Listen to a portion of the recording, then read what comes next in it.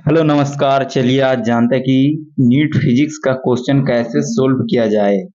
तो देखिए क्या होता है कि सबसे पहले आप किसी क्वेश्चन को उठाते हैं और एक दो बार पढ़ते हैं। मैक्सिमम लोग तो यही करते हैं, एक बार पढ़ते हैं और वो अगर क्वेश्चन समझ आया तो थोड़ा मतलब बनाने की कोशिश करते हैं। अगर थोड़ा भी नहीं समझ आया तो वो डायरेक्ट छोड़ देते हैं या तो फिर वहीं पर डिप्रेस होकर वो पूरे मतलब बुक को ही बंद कर देते हैं। लेकिन ये बहुत ही मतलब आप जो करते हैं ये बहुत गलत करते हैं, क्योंकि ये फिजिक्स है और इसे रट के या फिर किसी और तरीका से सोल्व नहीं किया जा सकता है। इसको बार बार आपको पढ़ने से समझने से ही सोल्व कर सकते हैं।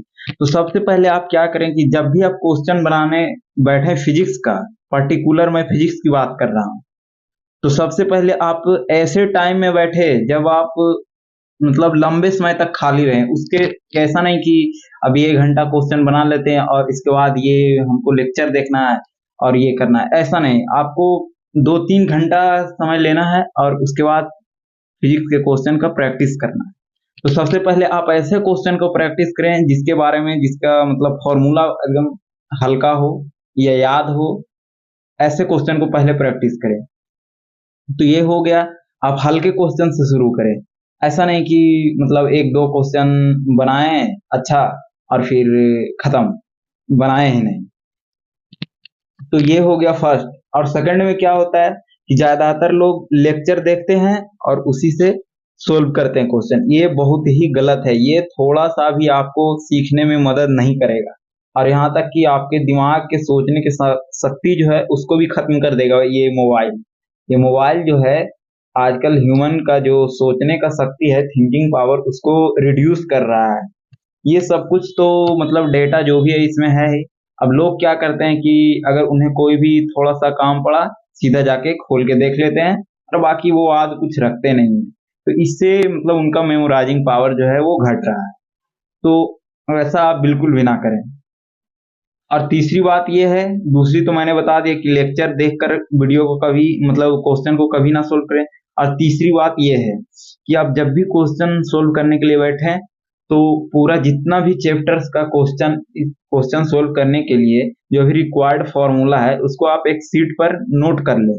उसके बाद आप सोल्व करने के लिए बैठे और बार बार आपको जैसे आपको एक क्वेश्चन बताते हैं, जैसे कि यू वेलोसिटी से अगर हम अपवार्ड फेंकते हैं कोई ऑब्जेक्ट को तो कितना मैक्सिमम हाइट गेन करेगा।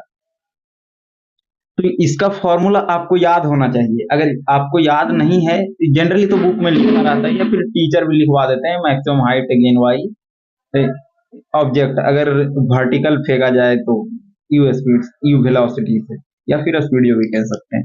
तो उसका formula you square upon 2g आपको याद होना चाहिए।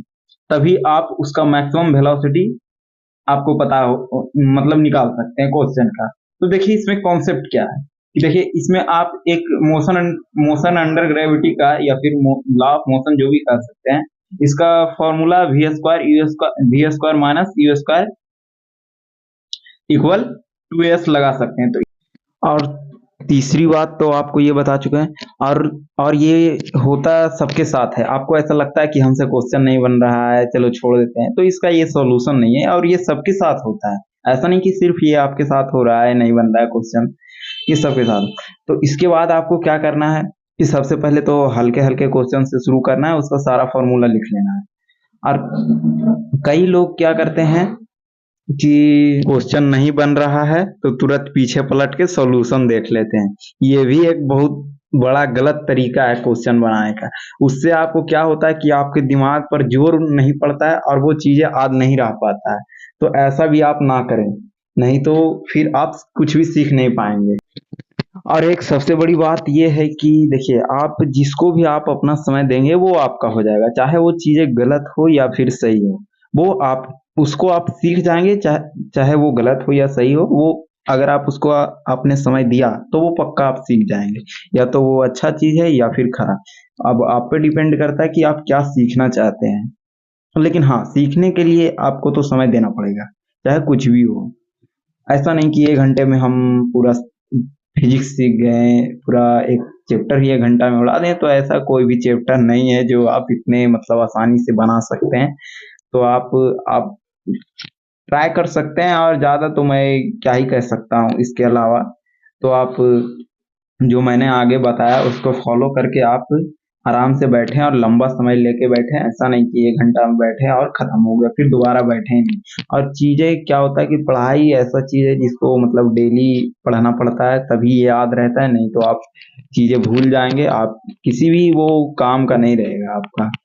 तो ऐसा नहीं कि 4 दिन पढ़े और अगले दिन पढ़े ही नहीं, और 3-4 दिन छोड़ दिए, या फिर एक ही सब्जेक्ट को पढ़ते रह गए एक दिन और सब्जेक्ट देखे ही नहीं।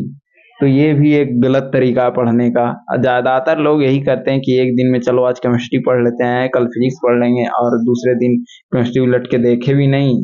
तो ये भी एक मतलब हो सकता है कि